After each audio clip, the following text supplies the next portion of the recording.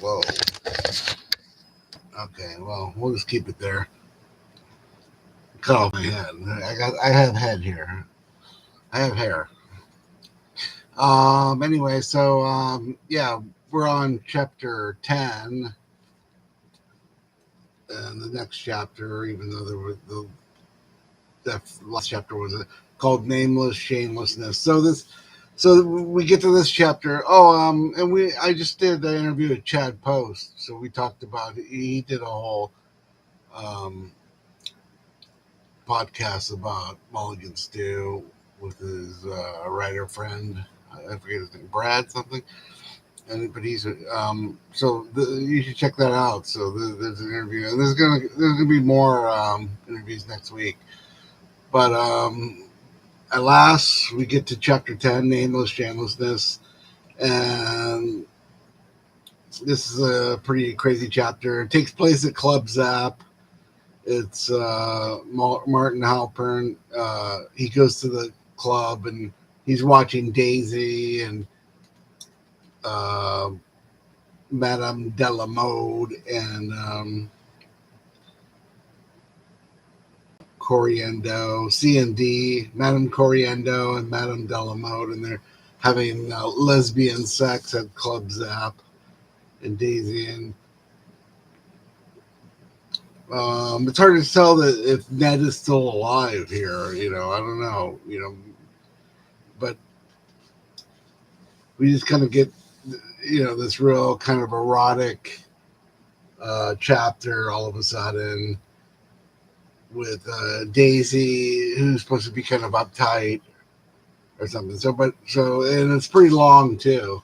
We get to so I'll read the Lamont notebook. And then it says, I may or may not use. It would certainly entail a revision of the situation described in Queenly Pearl, but use it or not, it will show them that I can write erotica with more panache than a dozen trellises. There must be poetry. The vulgar can be heightened no end. Yet there is not an essential vulgarity to. Yet is there not a essential vulgarity to it all? Is this not the obligatory sex scene that has become a necessity in all modern novels? Whether it is not, it is a success. Halpern must feel such guilt that he is moved to superhuman effort to free his friend from their clutches despite his love for Daisy, whose carnal weaknesses at the Club Zap. Again, they call it Zap Club Zap. Imbroglio endears her the mortem. It is time to stop worrying about motivations. How could I have not realized that the Baroness must have known Roach or even Trellis? Surely the smug offer of work to me must have been designed to humiliate me. For what other reason? There is pornography and pornography. Is it too much to say that this chapter is the most exquisitely defined since the throbbingly erotic poems of Emily, what's her name? So yeah, okay. And then he goes back to one of his novels and goes, yeah, here's another like erotic scene from Rayon Violet, and then we get to Lamont's scrapbook, and there's like a letter from the psychic. This is like the second one, but he's like laughing at the letter and saying, hey, maybe I could use this for uses like some good words. And maybe it's really Dermo Trellis. He's starting to get paranoid. And then we get to Halpern's journal. He's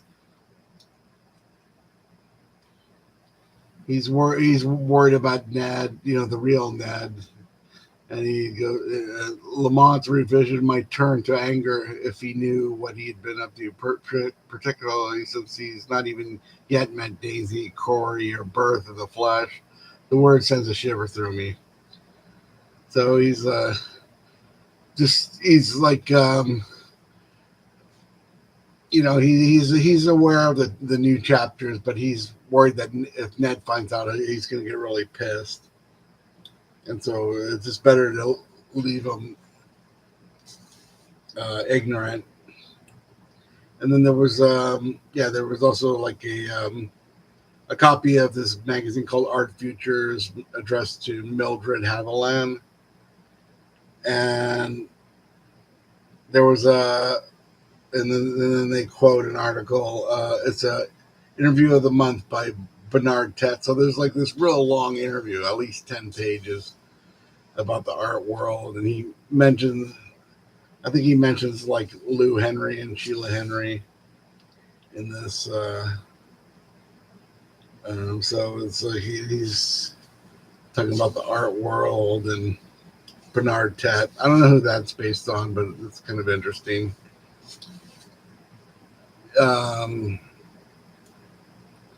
Yeah, and I think they mentioned. I think he might mention the McCoy again,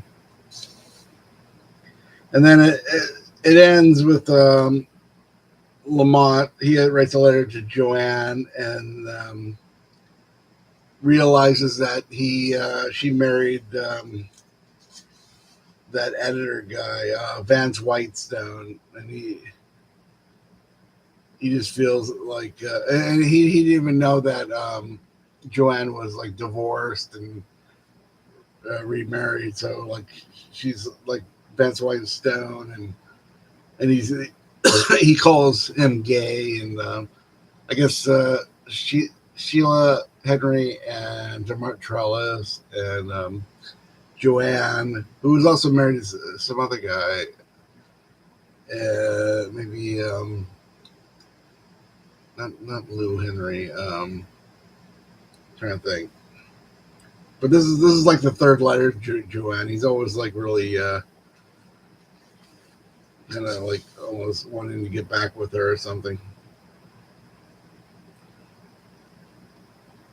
Let's see. So yeah, Whitestone. So like they're all friends with Whitestone, and he accuses them of having a three-way with them or something. I don't know something.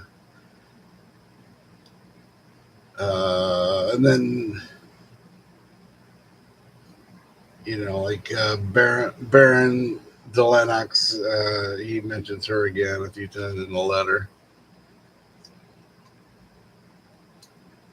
So he's pretty sure like his novel is like correct uh, uh, erotica, and like it's better than Dermot. He's still kind of competing with her, and his world's falling apart, and that's where you get in like chapter 10. It's kind of sidetracks with the letter from the psychic who wants him to some Ponzi scheme, give him like $1,500 and he's going to help some psychic, and the Bernard Tett interviews like is sort of sidetrack. Kind of Ned Beaumont kind of disappears. Like for a bit there was no letters, and then now we get Ned Beaumont has kind of disappeared from the book and stuff. So what else do I have to say? Okay, so there's going to be a few more interviews by different people. I mean, me and Chad Poston talked mostly about the work in Sorrentino. So there's a possibility that we're going to talk more. Not so, I'm not sure the following interviews, like those people I've even read Mulligan Stew. So we're going to focus more on Sorrentino and just some of the stuff. So, but things are going good over here, and it's October 1st, and we got 4 more chapters. So hopefully we'll be able to finish this sometime in mid-October and on to the next book. But it's been pretty good. I mean, the book, you just got to stick with it. It's there's like and I don't know if I remember the ending, but I'm looking forward to the ending. Let's see what okay, so yeah, I've showed you these books a few times. This is like the stuff I read. And let's see, there's something else here. Oh, okay. And it's 10 minutes, so let's make it short. I think I'll read the next chapter by this weekend. Before the next interview, I'll probably read chapter 11, which is called. What is it called? We're on page. So if you're following Blue Ruin, page 359 in this edition. I know some of the ones are a little bit different. 359 Blue Ruin. We'll see you in a couple days. And check out, once again, check out the interview with Chad Post. Okay, great.